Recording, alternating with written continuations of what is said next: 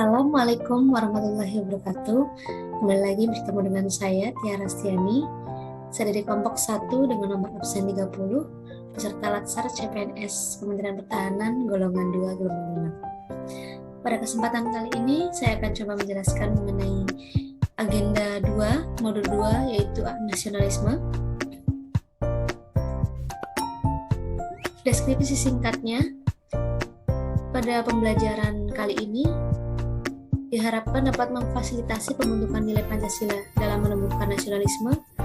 Kemudian, bagaimana kemampuan kita nantinya dalam mengaktualisasikan Pancasila sebagai nilai-nilai dasar nasionalisme dalam pelaksanaan tugas dan jabatan kita nantinya sebagai pegawai negeri sipil.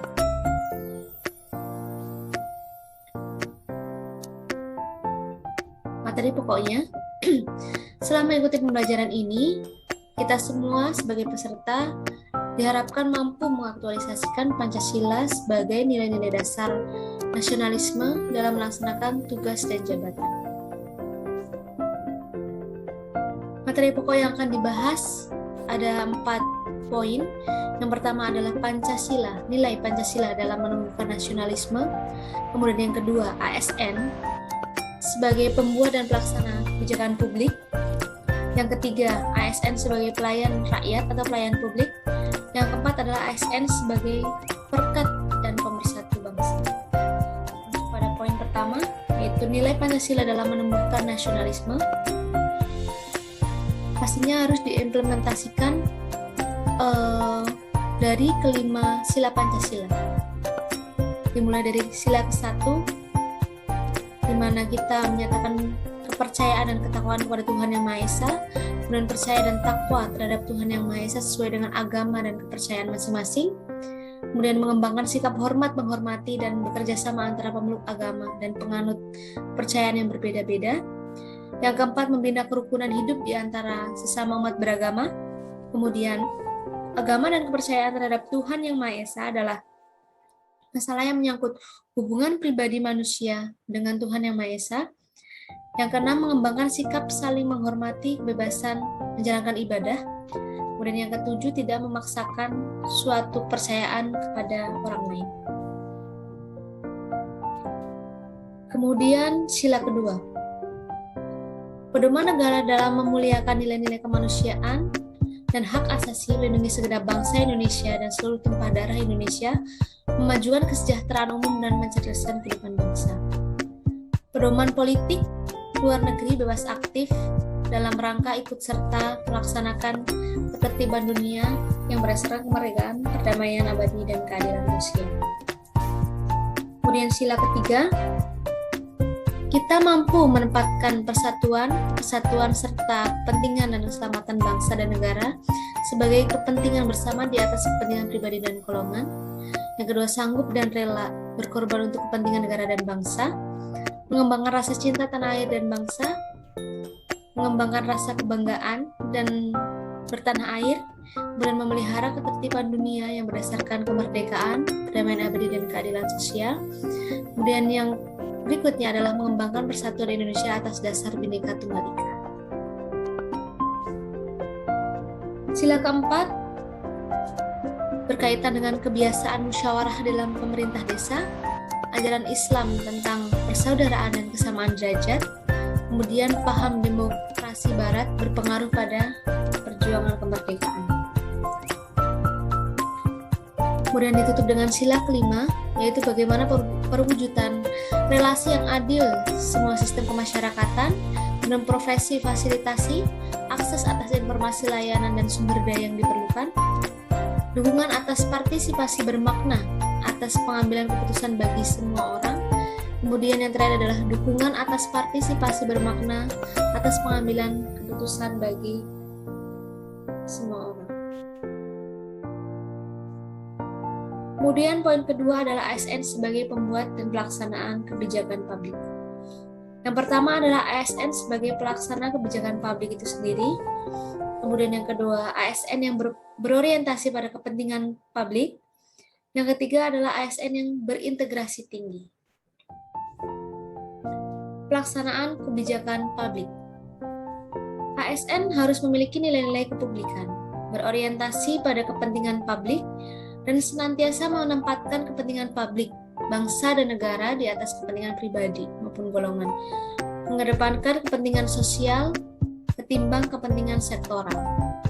Kemudian yang kedua adalah ASN harus memiliki karakter dan orientasi kepublikan yang kuat dan mampu mengaktualisasikannya dalam setiap langkah-langkah pelaksanaan kebijakan publik.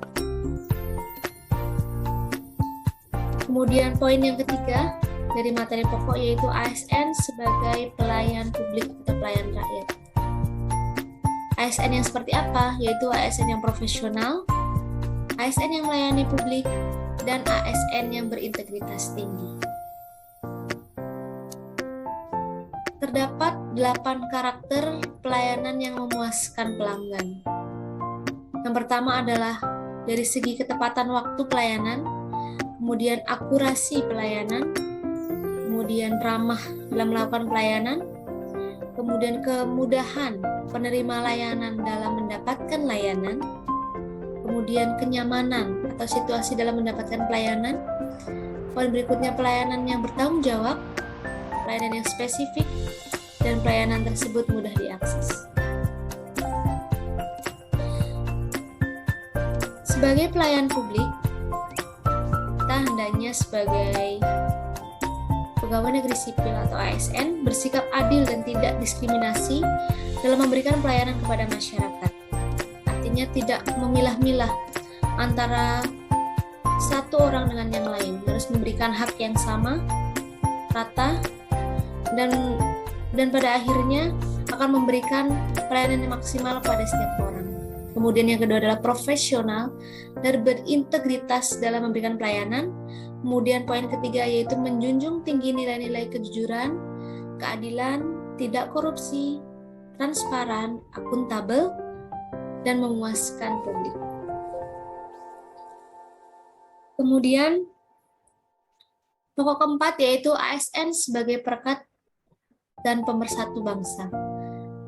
Menurut Undang-Undang Nomor 5 Tahun 2014, Pasal 66 Ayat 1 dan 2, pegawai negeri sipil akan senantiasa setia dan taat sepenuhnya kepada Pancasila, Undang-Undang Dasar 1945, negara dan pemerintah. ASN sebagai pemersatu bangsa dan negara memiliki jiwa nasionalisme dan wawasan kebangsaan yang kuat, memiliki kesadaran sebagai penjaga kedaulatan negara, menjadi perekat bangsa, dan mengupayakan situasi damai di seluruh wilayah Indonesia dan menjaga keutuhan NKRI. Lalu bagaimana cara ASN dalam menciptakan kondisi damai? Salah satu langkahnya yaitu dengan bersikap netral dan adil, kemudian mengayomi kepentingan kelompok minoritas, dan membuat kebijakan diskriminatif seperti yang tadi saya sudah jelaskan, kemudian menjadi figur teladan di lingkungan masyarakat itu sendiri. Kemudian, apa keterkaitan antara nasionalisme dalam agenda-agenda nilai-nilai dasar ASN? Yaitu nasionalisme sangat penting dimiliki oleh setiap pegawai ASN, bahkan tidak sekedar wawasan saja, tapi kemampuan mengaktualisasikan nasionalisme dan menjalankan fungsi dan tugasnya merupakan hal yang lebih penting. Untuk itu, pegawai ASN harus memahami dan mampu mengaktualisasikan Pancasila dan semangat nasionalisme serta wawasan kebangsaan dalam setiap pelaksanaan fungsi tugasnya sesuai dengan bidangnya masing-masing. Kemudian yang terakhir adalah bagaimana refleksi nilai-nilai atau internalisasi atau testimoninya. Yang pertama bahwa posisi pegawai negeri sipil sebagai aparatur negara, dia harus bersikap netral dan adil. Netral dalam artian tidak memihak kepada salah satu kelompok atau golongan yang ada. Adil artinya memberikan hak yang sama kepada semua penerima pelayanan.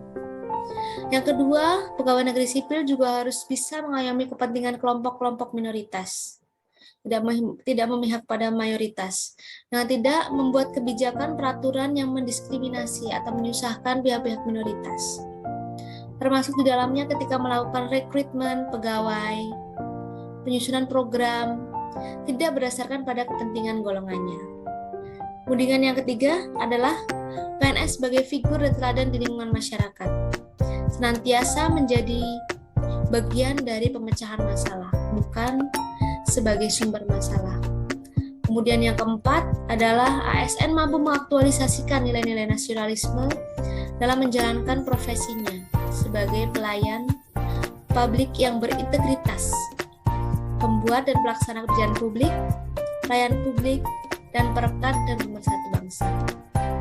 Demikian yang dapat saya sampaikan pada materi nasionalisme modul 2 kali ini. Semoga dapat bermanfaat untuk semuanya, khususnya untuk saya pribadi.